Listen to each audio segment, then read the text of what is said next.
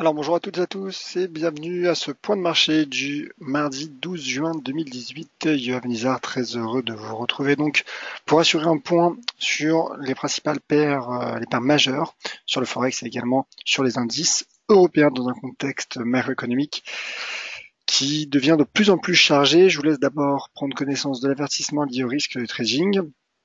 Et je vous rappelle, bien évidemment, même si vous le savez, je vous rappelle tout de même que vous disposez du chat pour laisser vos commentaires et poser toutes vos questions. Alors, le trading Y, effet de levier amplifie toujours les gains et les pertes. Un compte risque limité présente un risque de perte du capital investi. L'investissement sur compte titre présente un risque de perte en capital. IG fournit exclusivement un service d'exécution d'ordre. Cette présentation est donnée à titre indicatif et ne saurait être considérée comme un conseil ou une recommandation. Voilà, donc a priori le son et l'image fonctionnent bien, donc c'est parfait. Vous êtes nombreux sur le chat. Bonjour à Hubert, Ramzi, moi, Loïc, François, Alexandre, Tommy, Didier, merci d'être présent sur le chat. N'hésitez pas donc à réagir et poser toutes vos questions. Bonjour également donc à Didier qui nous écoute en direct de Thaïlande et qui aimerait avoir un mot sur le cadien. Donc ça marche pour le cadien, j'en parlerai donc durant ce webinaire. Bonjour également à Jean-Marc, pardon, et Huguette, et merci Alexandre, donc qui me confirme que son image fonctionne bien. Bah écoutez, c'est parfait, vous êtes nombreux sur le chat, nombreux à ce webinaire. Alors c'est parti. Je vais pouvoir débuter. Tout d'abord un mot sur la macroéconomie, puisque les chiffres de l'inflation, importants chiffres de l'inflation du mois de mai aux États-Unis viennent de tomber. Et comme vous voyez donc sur ce calendrier donc disponible sur dailyfx.fr, l'inflation accélère comme attendu par le consensus. L'inflation donc accélère à 2,8% pour le taux d'inflation globale. Et l'inflation sous-jacente, donc qui ne prend en compte ni les produits alimentaires ni les produits énergétiques, accélère elle aussi à 2,2%, conforme aux attentes du consensus. Donc une inflation qui accélère mais qui ne bat pas, qui ne vainc pas les anticipations du consensus. Et donc comment réagit le marché? J'imagine que voilà, le marché réagit plutôt, se stabilise finalement dans un climat d'attentisme. Donc le marché est pris finalement par l'attentisme avant une fin de semaine qui s'annonce pour le coup très volatile. Vous le savez, inutile de le rappeler, mais au cas où, je rappelle que la fin de semaine sera animée donc par l'intervention de la Réserve fédérale demain. La Réserve fédérale qui ouvre d'ailleurs son FOMC aujourd'hui, puisque sa réunion du comité de politique monétaire dure 2 jours. On connaîtra la décision concernant les taux notamment demain soir. En direct d'ailleurs, il y aura un live spécial en ma compagnie, inscription sur dailyfx.fr, c'est gratuit bien évidemment. Et jeudi, il y aura donc l'intervention de la BCE avec 2 lives spéciaux. Donc je vous attends nombreux pour tous ces rendez-vous. En attendant sur le marché, donc le taux de change euro-dollar qui se stabilise alors à très court terme dans un range peut-être, en tout cas entre deux niveaux, entre un niveau de support à 1,1728 et un niveau de résistance à 1,1828. Et le cours donc qui part, en tout cas qui prend la direction d'un test de résistance à 1,1828. Alors ce qui est intéressant sur ce graphique euro-dollar, c'est qu'en effet le cours a tenu son premier niveau de support après l'avoir franchi. C'était la fameuse résistance que j'évoquais depuis de nombreuses semaines à 1,1728, la zone de résistance même entre 1,1728 et 1,1715 qui a été franchie. Le cours se stabilise dessus, sur ce niveau, et d'ailleurs ce niveau correspond au seuil de retracement de Fibonacci à 23,6% de la tendance baissière, de la récente tendance baissière du taux de change euro-dollar. Donc là, en effet, en intraday neutre, puisque le cours se stabilise entre 2 ranges, et je dirais même à court terme, en attendant les réunions Fed BCE, il y a un risque bien évidemment de forte volatilité, et donc les niveaux de support et de résistance sont susceptibles d'être cassés plus facilement avec ce probable regain de volatilité. En tout cas, sans prendre en compte l'aspect fondamental et en regardant uniquement l'aspect technique, je dirais le rebond serait relancé, la reprise de l'euro-dollar serait relancée en cas de franchissement de ce niveau de résistance à 1,1828, auquel cas donc ma prochaine cible se situerait à 1,1992, qui est un seuil d'ailleurs situé très proche de ce niveau symbolique à 1,20, mais qui correspond surtout à une résistance formée depuis l'entame du mois de mai. Voilà donc pour mon plan euro-dollar, donc neutre à très court terme. Le signal haussier d'un point de vue technique serait selon moi relancé en franchissement de cette résistance 1,1828. Je rappelle que la Réserve fédérale devrait même, je dirais, augmenter ses taux. La probabilité s'élève à environ 92% selon l'estimation du groupe CME. Mais ce qu'il faut savoir, c'est que je pense que ce scénario est déjà pricé depuis un certain temps, avec notamment cette belle tendance baissière de l'euro-dollar.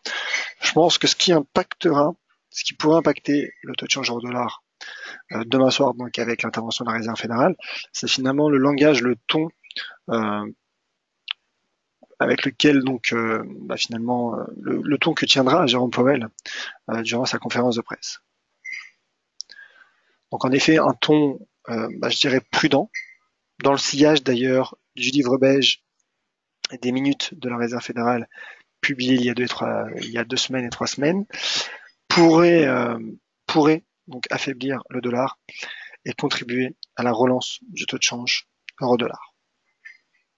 En attendant, la BCE qui, elle, au contraire, pourrait annoncer la fin de son quantitative easing, peut-être le prolonger sur, on ne sait pas, peut-être d'ici la fin de l'année, avec un montant encore inférieur. Je rappelle que les injections mensuelles s'élèvent à 30 milliards d'euros. Donc peut-être que la BCE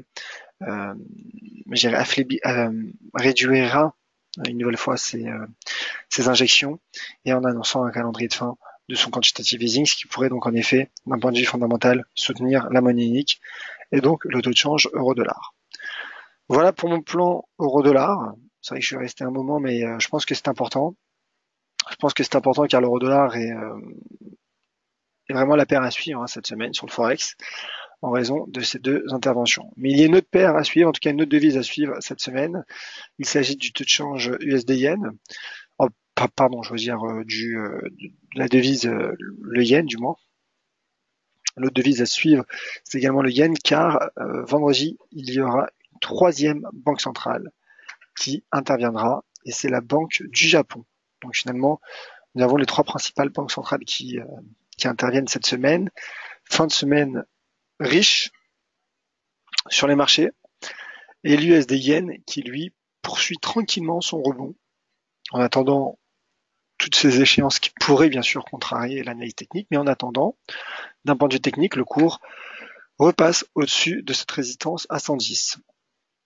Alors un seuil d'inversion de polarité, vous voyez, à 110 yens, mais qui est d'autant plus, je dirais, visible, apparent du moins, en données journalières. Alors en données journalières, il y a peut-être même une zone de résistance entre 110 et 110,17 qui est en train de tester le marché, suite d'ailleurs, alors pas réellement un Marubozu, mais en tout cas une bougie qui a clôturé au plus haut. C'est en effet c'est bon signe, mais le cours qui hier, vous voyez, je zoome un peu pour que ce soit peut-être plus clair pour vous, le cours qui hier n'a pas cassé son récent sommet, son tout récent sommet, qui est en train là, qui tente du moins un franchissement.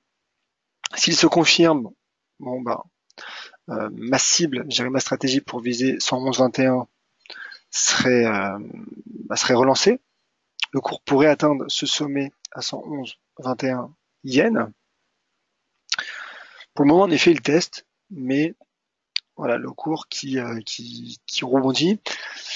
Le yen qui est probablement légèrement affaibli par la diminution d'un climat d'aversion pour le risque, suite notamment à l'accord qui a été trouvé la nuit dernière, ce matin à Singapour, entre Donald Trump et son homologue nord-coréen, entre les présidents donc nord-coréens et américains, Donald Trump et Kim Jong-un.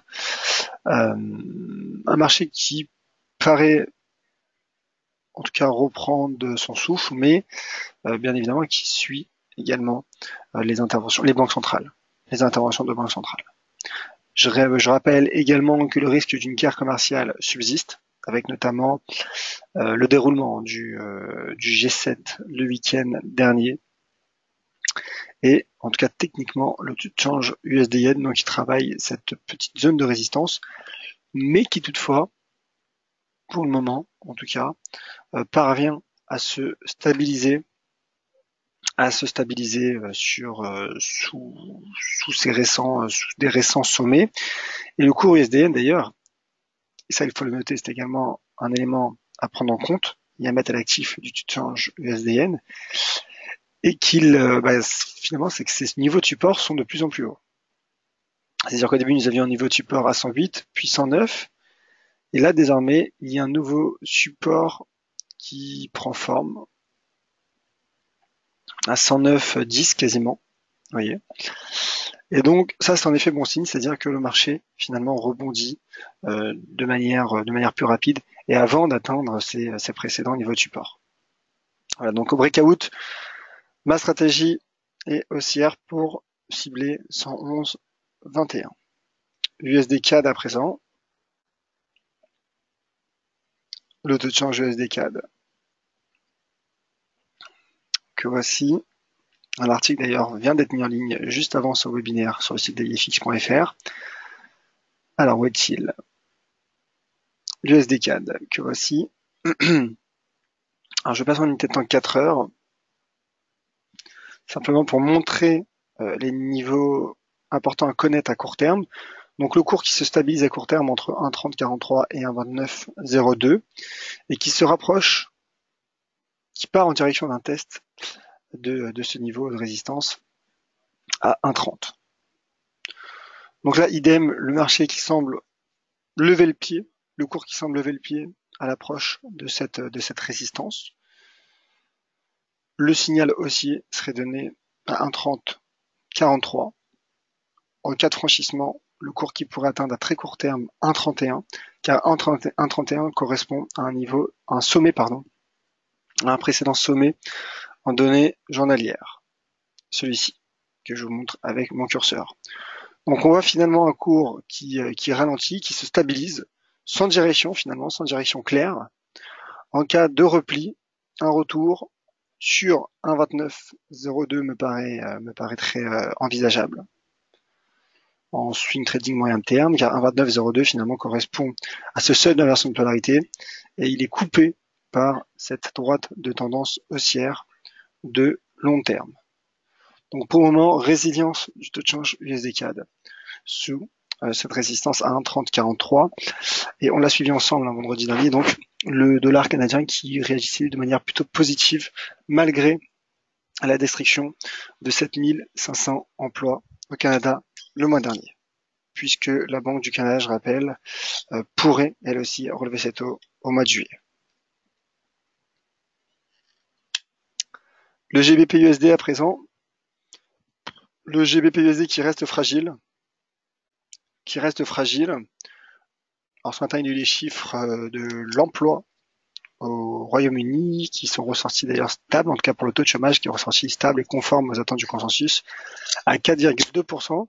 Le GBP-USD qui finalement a interrompu son rebond suite à cet échec.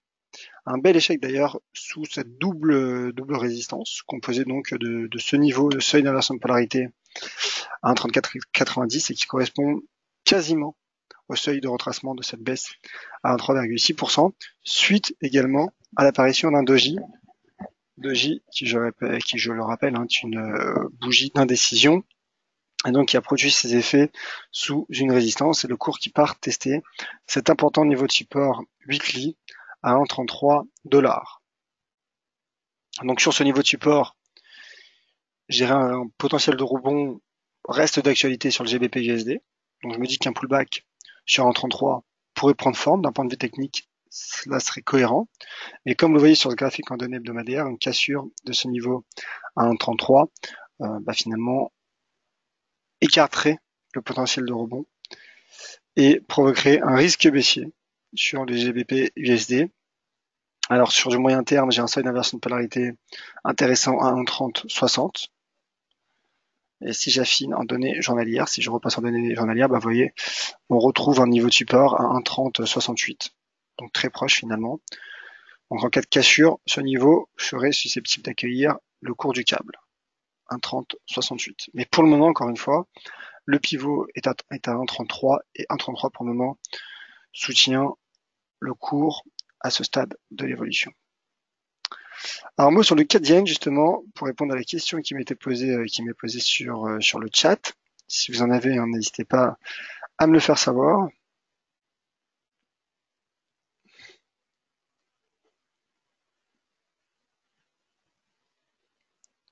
Alors, le CAD-yen. Alors ça, c'était des tracés, en effet, que j'avais laissés de ma précédente analyse. Et le cours qui a rebondi sur un support à 85,47.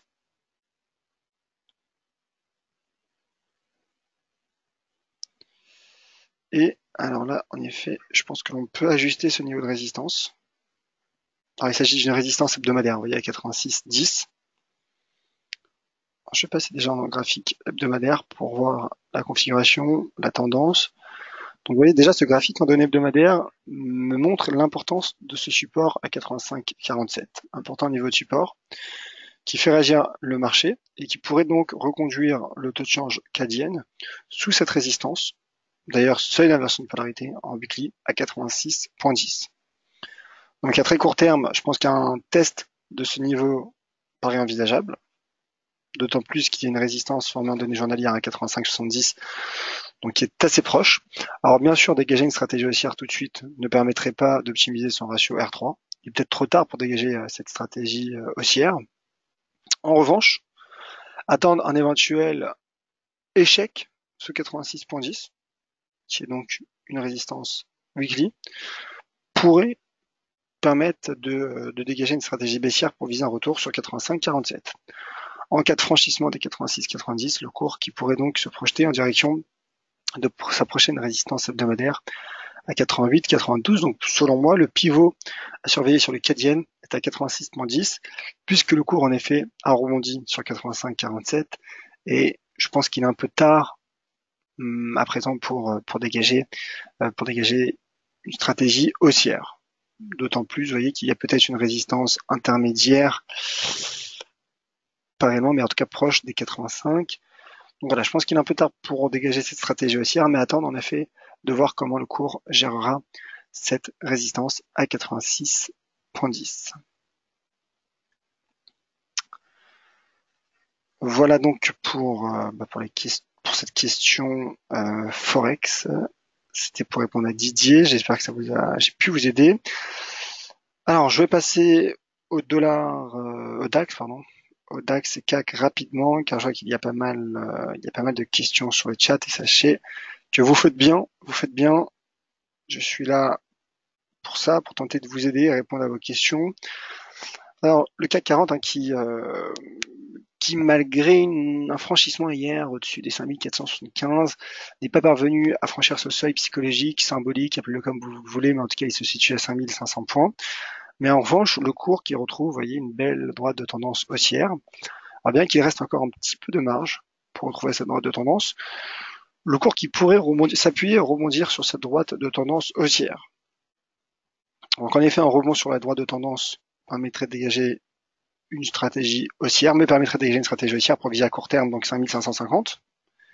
C'est psychologique, mais également une petite résistance étroite à court terme. Et sur du moyen terme, en effet, le signal, ma deuxième cible en cas de franchissement des 5500 points se situe à 5560 et troisième cible, alors là c'est sur peut-être un peu plus long terme, on n'y est pas encore, à 5645 points. Mais pour le moment, en tout cas, il y a une belle droite de tendance qui pourrait être exploitable sur le CAC 40. Le DAX à présent, le DAX également bien qu'il ait franchi cette double résistance importante à 2850 points. Le DAX qui se stabilise également sous un seuil psychologique à 13 000 points. Et il y a peut-être donc du coup une droite de tendance haussière également pour le DAX. Alors je regarde.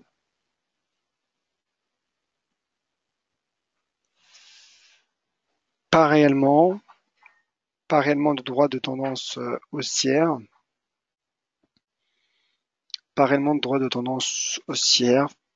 puisque même là, en effet, il ne s'agit pas réellement d'une droite de tendance. Mais en tout cas, sur le DAX, que l'on peut remarquer, alors j'avais remarqué un peu le même phénomène je relevais le même phénomène sur le taux de change USD-Yen, c'est que le support, vous voyez, le niveau de support se relève. Il se situe à 2605 points. Je pense que le prochain support se situe désormais à 12728 points, comme je le montre avec mon curseur. Donc 2728 points pourraient également faire rebondir et repartir le DAX en direction d'une part des 13 000 points et dans un second temps donc les 13 200 points. Pour le moment, il y a une consolidation. Mais le niveau de support qui pourrait faire réagir se situe donc à 12 728 points à présent. Voilà pour les indices européens qui seront également impactés un jeudi par la décision de la BCE, mais également donc la conférence de presse de Mario Draghi. Alors, je vais passer aux questions car l'heure avance. Merci au passage à Gilles qui m'avoir également confirmé que le son et l'image fonctionnaient bien. C'est une bonne nouvelle. Alors, Fred demande un mot sur le WTI. On regarde ça. Alors, d'un point de vue macroéconomique, ce qu'il faut savoir sur le WTI, sur le pétrole de manière générale, c'est que la prochaine échéance majeure aura lieu bientôt, très bientôt, avec la réunion de l'OPEP.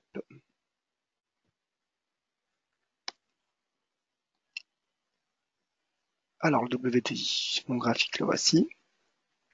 Moi, ce que je remarque sur le WTI, c'est d'une part qu'il y a une cassure de support à 66,37 puis droite de tendance, belle droite de tendance qui a été cassée. Le cours qui rebondit, mais le cours qui se stabilise sous un seuil d'inversion de polarité, sous cet ancien support devenir résistance à 66,37. Donc techniquement, en effet, à court terme, il y a un risque de repli sous 66,37 pour le cash in, donc le cours qui pourrait se replier en direction de ce prochain support à 64,53.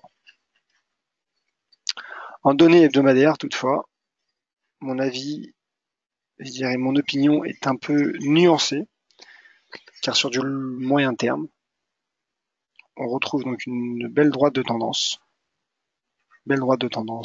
haussière. Alors je l'ajuste puisqu'elle n'est pas très bien tracée. Droite de tendance haussière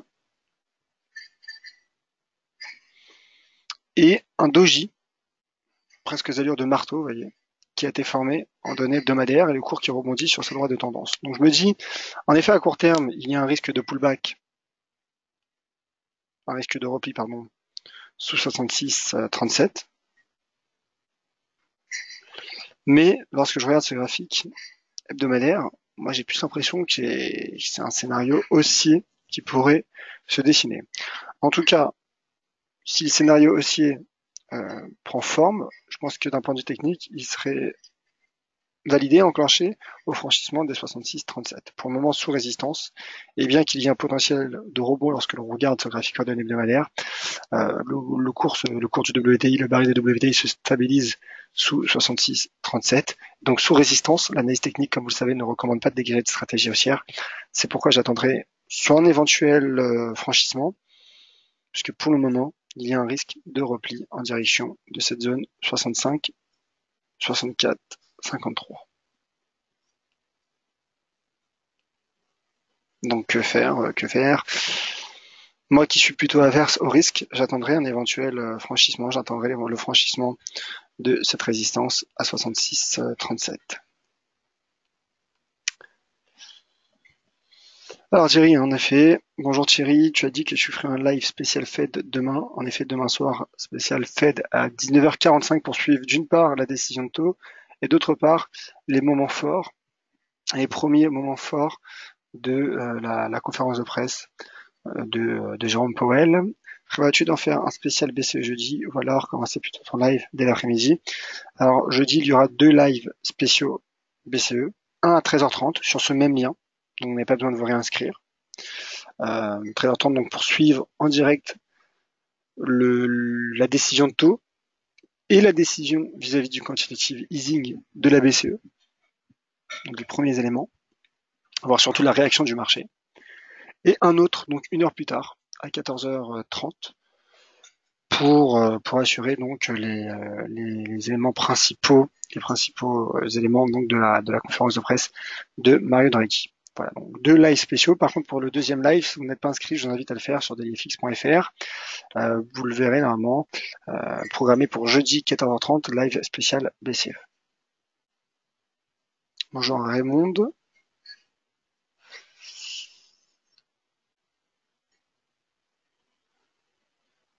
Alors Thierry, en effet, il y a un Donald Trump a indiqué qu'il allait, suite au G7 d'ailleurs, qu'il allait étudier la question de taxes sur les importations. Donc en effet, cela pourrait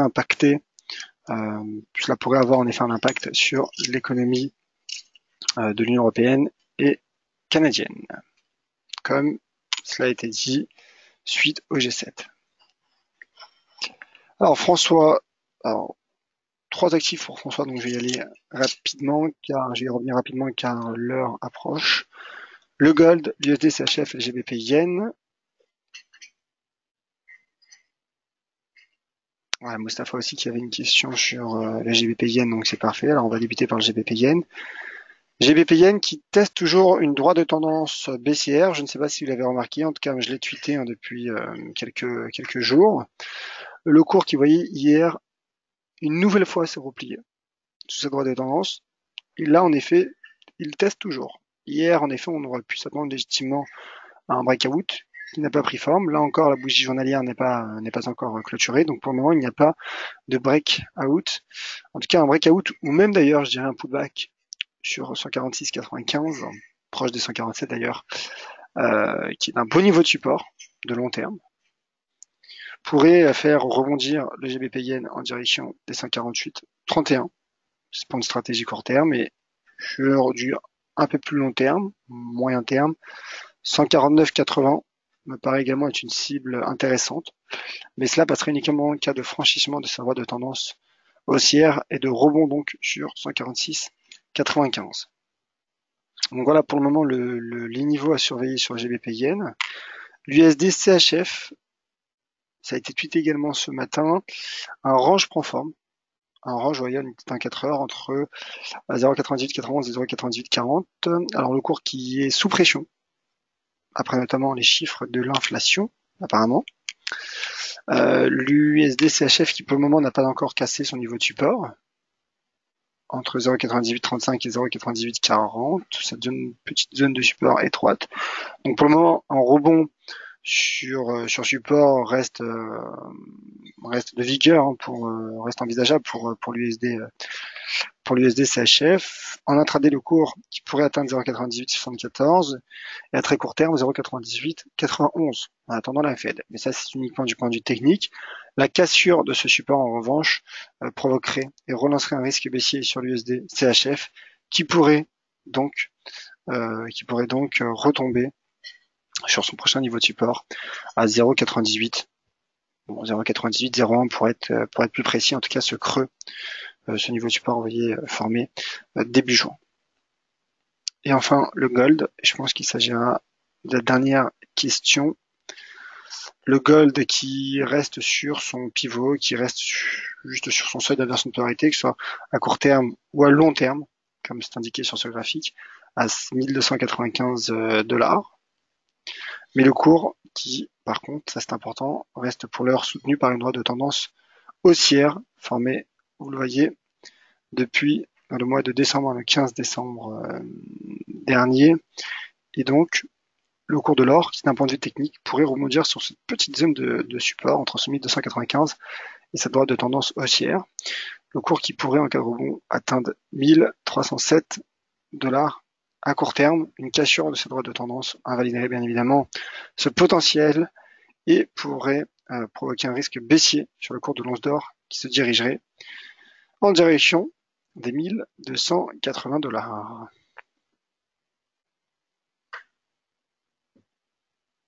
Voilà mon cher mon cher Thierry, pardon, mon cher François et Mustapha d'ailleurs. Alors justement Thierry, ça c'est une question intéressante sur la programmation des émissions. Ton prochain live éducatif demain soir avant la fête, quel en sera le sujet? Alors justement, vu qu'il y aura un long live Fed qui durera entre 45 minutes et 1 heure, je ne suis pas sûr d'assurer un point éducatif. Je ne suis pas encore sûr. Vous serez informé. Vous serez informé via les réseaux sociaux si celui-ci a lieu. Voilà, donc merci de me permettre d'en parler. Donc voilà, pas sûr qu'il y ait demain. Le webinaire éducatif n'est pas encore maintenu à 100%. Je vous tiendrai donc informé via les réseaux sociaux. De toute façon, si vous ne le voyez plus sur le site d'ILFX, sur la programmation d'ILFX.fr, c'est-à-dire qu'il sera annulé.